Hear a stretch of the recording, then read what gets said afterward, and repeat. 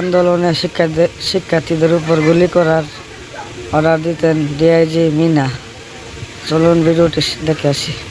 আমি নূরে আলম মিনা, বিপিএম বার।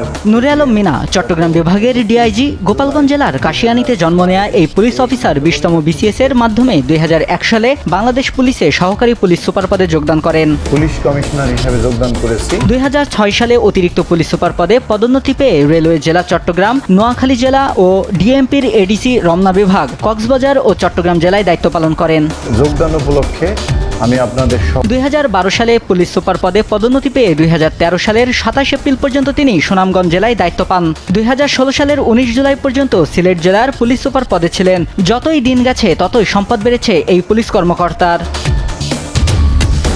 সম্পদের পাহাড় শুধু একা গড়েননি, তার স্ত্রী বুসেরা সামি আক্তারের নামেও রয়েছে বিপুল পরিমাণ সম্পদ। জানা গেছে এ দম্পতির জ্ঞাত আয় বহির্ভূত বিপুল সম্পদের মালিক। ঢাকা সহ দেশের বিভিন্ন স্থানে জমি আছে তাদের নামে। দলিলে এসব জমির দাম কয়েক কোটি টাকা। ঢাকায় রয়েছে তার একাধিক ফ্ল্যাট। শুধু ঢাকা নয়, এমনকি মার্কিন মূল্যকেও কিনেছেন বাড়ি, নিয়েছেন মার্কিন পাসপোর্ট। শুধু একা নন, পুরো পরিবারের সবাই মার্কিন পাসপোর্টধারী।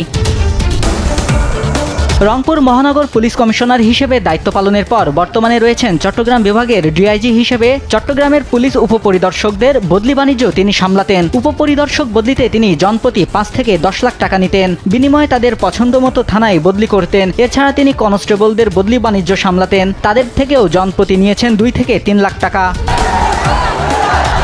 বিভিন্ন সূত্রে আরও জানা গেছে, কোটা সংস্কার আন্দোলনে শিক্ষার্থীদের দমনে তিনি নিয়োজিত ছিলেন। কোটা সংস্কার আন্দোলন ছড়িয়ে পড়লে শিক্ষার্থীদের উপর প্রতিদিন কত রাউন্ড গুলি ছোড়া হতো তার হিসেব নিতেন নিচের কর্মকর্তাদের কাছ থেকে। তারপর সেই তথ্য প্রধানমন্ত্রী কার্যালয়ে কর্মরত তার ভাই ডিপিএস নূর এলাহি মিনাকে দিতেন। আর যারা কম গুলি করত তাদেরকে ওএসডি করার হুমকি দিতেন। তিনি কোটা সংস্কার আন্দোলনে গুলি করার নির্দেশ দিয়েছিলেন কুমিল্লার এসপিকে। স্বৈরাচার শেখ হাসিনা তাকে ঢাকা রেঞ্জের ডিআইজি করার আশ্বাস দিয়েছিলেন। বিশ্বস্ত সূত্রে জানা গেছে, চট্টগ্রাম থাকা অবস্থায় তিনি যে কোনো সময় দুবাই পালাতে পারেন। অতি দ্রুত তাকে আটক করা না হলে কোটা সংস্কার আন্দোলনের অনেক গোপন তথ্য অপ্রকাশিত থেকে যাবে। নিউজ ডেস্ক, দেশ টিভি।